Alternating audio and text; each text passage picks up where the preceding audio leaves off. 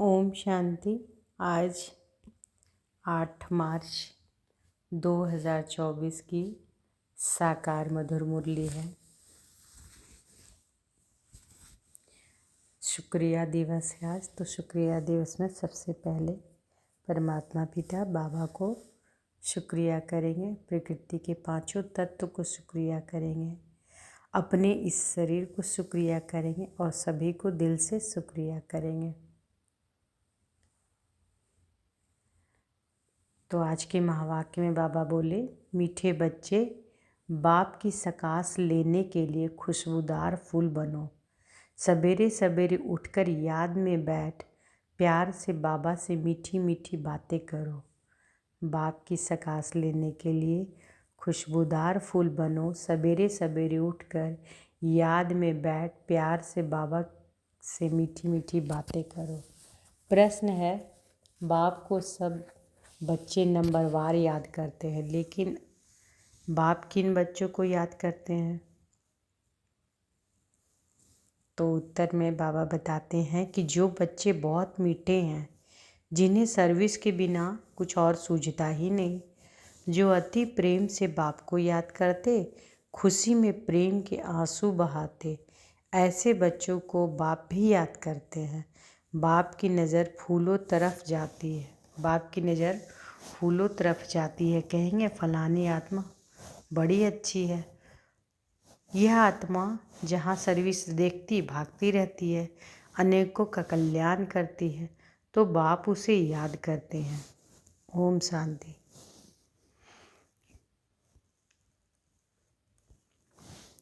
बाप बैठकर सब आत्माओं को समझाते हैं।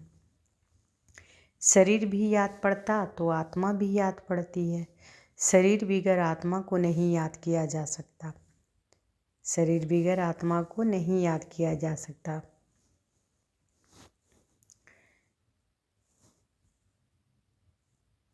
समझा जाता है कि यह आत्मा अच्छी है, यह बाईमुखी है, यह इस दुनिया का सैर आदि करना चाहती है, यह उस दुनिया को भूली हुई है। पहले उनका नाम रूप सामने आता है। फलाने की आत्मा को याद किया जाता है, फलाने की आत्मा अच्छी सर्विस करती है, इनका बुद्धि योग बाबा के साथ है, इनमें यह गुण है। पहले शरीर को याद करने से फिर आत्मा याद आती है। पहले शरीर याद आएगा क्योंकि शरीर बड़ी चीज़ है ना। फिर आत्मा जो सूक्ष्म बहुत छोटी है वह याद आएगी। इन बड़े शरीर की कोई महिमा नहीं की जाती, महिमा आत्मा की ही की जाती है। इनकी आत्मा अच्छी सर्विस करती है, फलाने की आत्मा इनसे अच्छी है। पहले तो शरीर याद आता है। बाप को तो अनेक आत्माओं को याद करना पड़ता है। शरीर का नाम याद नहीं आता, सिर्फ रूप सामने आता है। फलाने की आत्मा कहने से शरीर जरूर याद पड़ता है।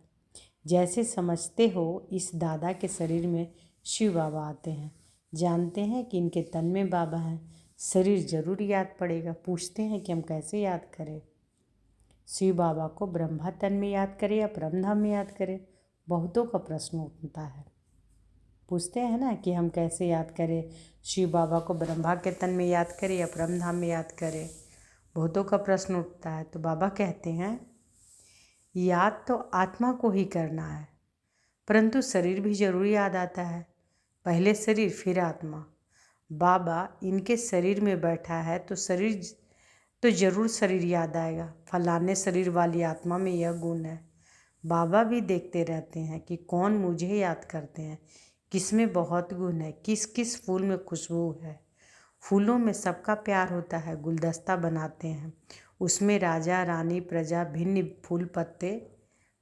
भिन्न फूल पत्ते आदि सब बनाते हैं। बाप की नज़र फूलों की तरफ जाएगी। कहेंगे फलाने की आत्मा बड़ी अच्छी है, बड़ी सर्विस करती है। आत्म अभिमान में रह बाप को याद करते रहते हैं। जहाँ सर्विस देखते हैं वहाँ भागते हैं।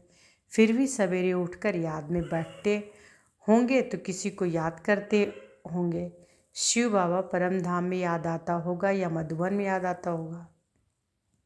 बाबा याद आता होगा ना। इसमें शिव बाबा है क्योंकि बाप तो अभी नीचे आ गया, मुरली चलाने नीचे आए हैं। इनका अपने घर में तो कोई काम नहीं होगा, वहाँ जाकर क्या करेंगे? इस तन में ही प्रवेश करते हैं तो पहले जरूर शरीर याद आएगा, फिर आत्मा। फलाने शरीर में जो आत्मा है वह अनन्य अच्छी है, इनको सर्विस बिगर कुछ सूझता नहीं है, बहुत मीठी है। बाबा बैठे रहते हैं, सबको देखते रहते हैं। फलानी बच्ची बहुत अच्छी है, बहुत याद करती है। बांधेली बच्चियों को विकार के लिए कितनी मार मिलती है, कितना प्रेम से याद करती होगी। जब बहुत याद करती है तो खुशी के मारे प्रेम के आंसू भी आ जाते हैं, कभी कभी वह आंसू गिर पड़ते हैं। बाबा को और धंधा क्या है, सबको याद करते हैं। बहुत बच्चियां याद आती है, फलाने की आत्मा में दम नहीं है। बाबा को याद नहीं करती, किसी को सुख नहीं देती, यह अपना ही कल्याण नहीं करती। बाप तो यही जांच करते रहेंगे। याद करना माना सकाश देना। आत्मा का कनेक्शन परमात्मा के साथ रहता है ना। एक दिन आएगा जबकि बच्चे योग में बहुत रहेंगे, वह भी किसी को याद करेंगे तो झट साक्षात्कार होगा। आत्मा तो है छोटी बिंदी, साक्षात्कार करे तो भी कोई समझ ना सके, फिर भी शरीर ही याद आता है। आत्मा है छोटी परंतु याद करती है तो उनकी आत्मा पावन बनती जाती है। बगीचे में वैरायटी फूल होते हैं, बाबा भी देखते हैं कि यह बहुत अच्छा खुशबूदार फूल है, यह इतना नहीं तो पद भी कम होगा। बाबा के जो मददगार बनते हैं वही उच्च पद पाते हैं, वह भी जो बाप को याद करते रहते हैं। ब्राह्मण से ट्रांसफ़र हो देवता बनते हैं, यह वर्णन भी संगम पर ही कर सकते हैं कि यह दैवी फूल है या आसुरी फूल है। फूल तो सब है परंतु वैरायटी बहुत है। बाबा भी याद करते रहते हैं, टीचर अपने स्टूडेंट को याद करेंगे ना। यह कम पढ़ते हैं, दिल में तो समझेंगे ना। यह बाप भी हैं टीचर भी हैं, बाप तो है ही।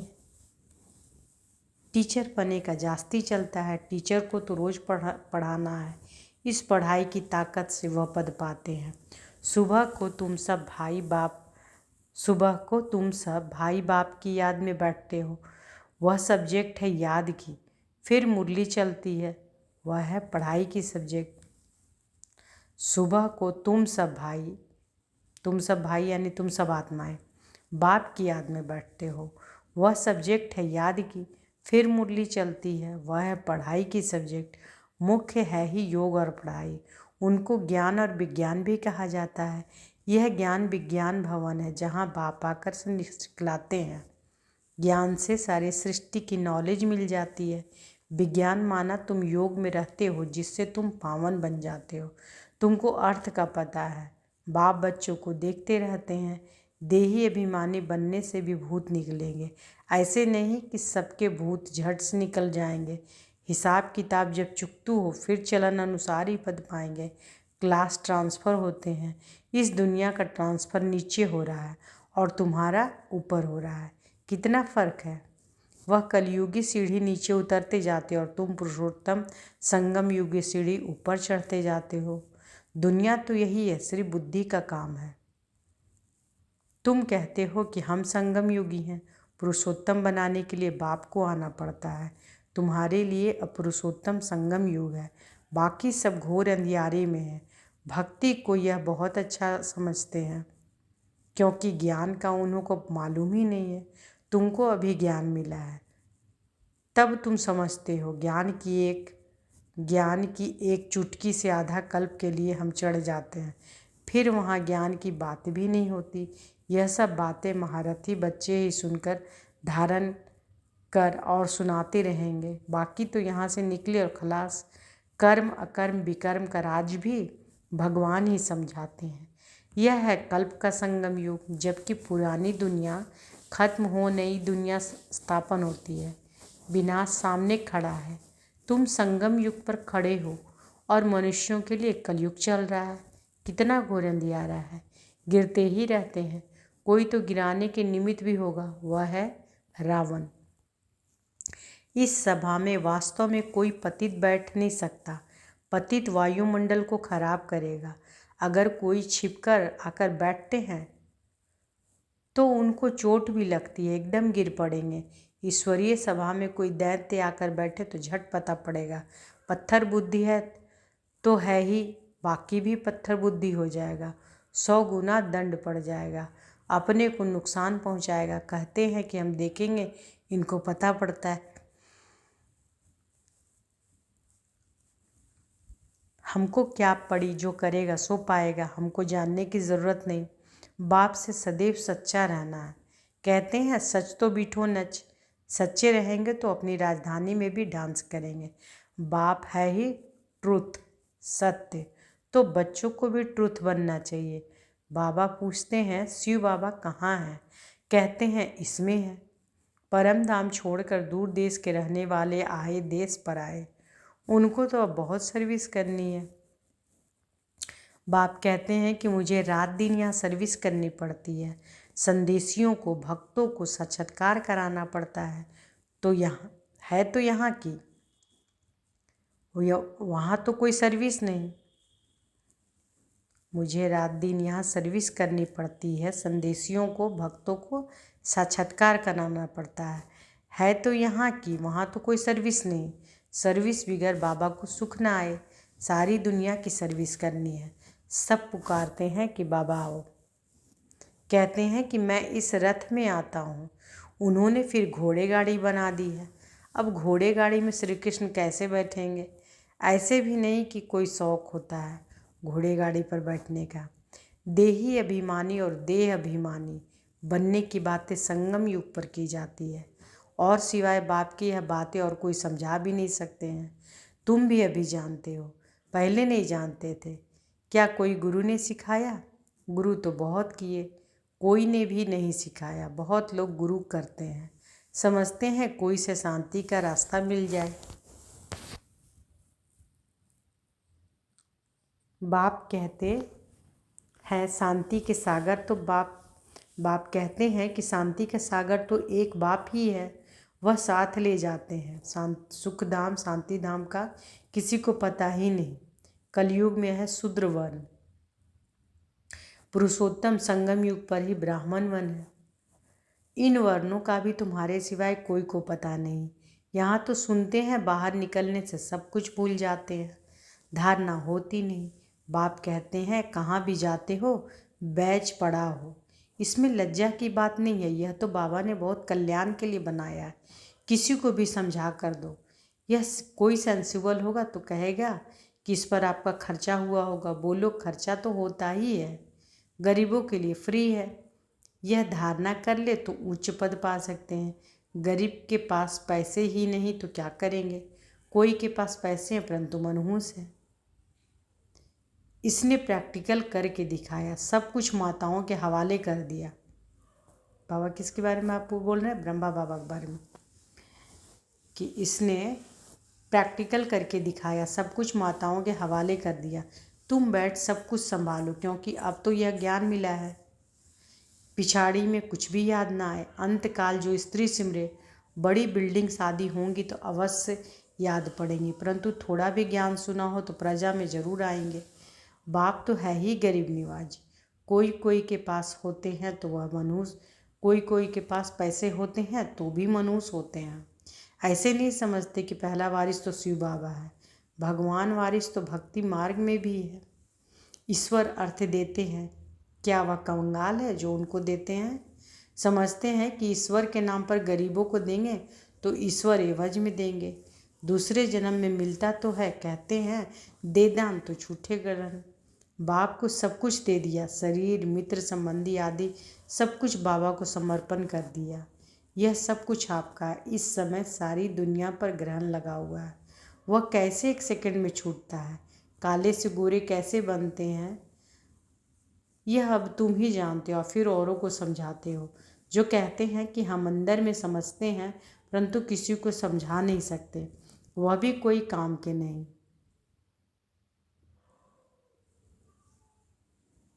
तो बाबा क्या कह रहे हैं कि जो कहते हैं कि हम अंदर में समझते हैं परंतु किसी को समझा नहीं सकते हैं, वह भी कोई काम के नहीं। बाप कहते हैं दे दान तो छूटे ग्रहण। हम तुमको अविनाशी रतन देते हैं, वह सबको देते जाओ। तो भारत पर व सारी दुनिया पर जो राहु का ग्रहण बैठा हुआ है वह उतर जाए और बृहस्पति की दशा हो जाए। सबसे अच्छी होती है बृहस्पति की दशा। अब तुम जानते हो कि भारत खास और आम दुनिया पर राहु का ग्रहण लगा हुआ है, वह कैसे छूटे? यह तो बाप है ना। बाप तुम्हारे से पुराना लेकर नया देते हैं। इसको कहा जाता है बृहस्पति की दशा। मुक्ति धाम में जाने के लिए बृहस्पति की दशा नहीं कहेंगे। अच्छा, मीठे मीठे सिकिलधे बच्चों प्रति माता पिता बाप दादा का याद प्यार और गुड मॉर्निंग। रूहानी बाप की रूहानी बच्चों को नमस्ते। हम रूहानी बच्चों की रूहानी माता पिता बाप दादा को याद प्यार, गुड मॉर्निंग और नमस्ते नमस्ते नमस्ते। शुक्रिया बाबा, शुक्रिया। धारणा के लिए मुख्य सार। सदा खुशी में डांस करने के लिए सच्चे बाप से सदा सच्चा रहना है, कुछ भी छिपाना नहीं है। दूसरा, बाप जो अविनाशी रतन देते हैं वह सबको बांटने हैं। साथ साथ शिव बाबा को अपना वारिस बनाकर सब कुछ सफल करना है, इसमें मनहूस नहीं बनना है। वरदान। बिंदु और बूंद के महत्व को समझ अपनी श्रेष्ठ स्थिति बनाने वाले सिद्धि स्वरूप भव। बिंदु और बूंद के महत्व को समझ अपनी श्रेष्ठ स्थिति बनाने वाले सिद्धि स्वरूप भव। शिव परमात्मा की पूजा में एक बिंदु की विशेषता है, दूसरी बूंद बूंद की विशेषता है। दोनों का अपना महत्व है। आत्मा परमात्मा और प्रकृति का यह खेल अर्थात ड्रामा, तीनों का ज्ञान प्रैक्टिकल लाइफ में बिंदु ही अनुभव होता है। और बूंद है शुद्ध संकल्पों की स्मृति, जिससे मिलन की सिद्धि का अनुभव होता है। रूह रिहान में प्राप्तियों की शीतल बूंदें बाप पर डालते हो। रूह रिहान में प्राप्तियों की शीतल बूंदें बाप पर डालते हो। इसी से ही श्रेष्ठ स्थिति बन जाती है। इसी का यादगार भक्ति में भी चला आता है। तो बाबा क्या कह रहे हैं कि शिव परमात्मा की पूजा में एक बिंदु की विशेषता है, दूसरी बूंद बूंद की विशेषता है। दोनों का अपना महत्व है। आत्मा परमात्मा और प्रकृति का यह खेल अर्थात ड्रामा, तीनों का ज्ञान प्रैक्टिकल लाइफ में बिंदु ही अनुभव होता है। और बूंद है शुद्ध संकल्पों की स्मृति, जिससे मिलन की सिद्धि का अनुभव होता है। रूह रिहान में प्राप्तियों की शीतल बूंदें बाप पर डालते हैं। इसी से ही श्रेष्ठ स्थिति बन जाती है। इसी को यादगार भक्ति में भी चला आता है। स्लोगन है, ज़्यादा बोलने से दिमाग की एनर्जी कम हो जाती है, इसलिए शॉर्ट और स्वीट बोलो। ज़्यादा बोलने से दिमाग की एनर्जी कम हो जाती है, इसलिए शॉर्ट और स्वीट बोलो। तो आज बाबा क्या बोले हैं कि बाप की सकाश लेने के लिए खुशबूदार फूल बनो। सवेरे सवेरे उठकर याद में बैठ प्यार से बाबा से मीठी मीठी बातें करो। अच्छा, शुक्रिया बाबा, शुक्रिया। ओम शांति।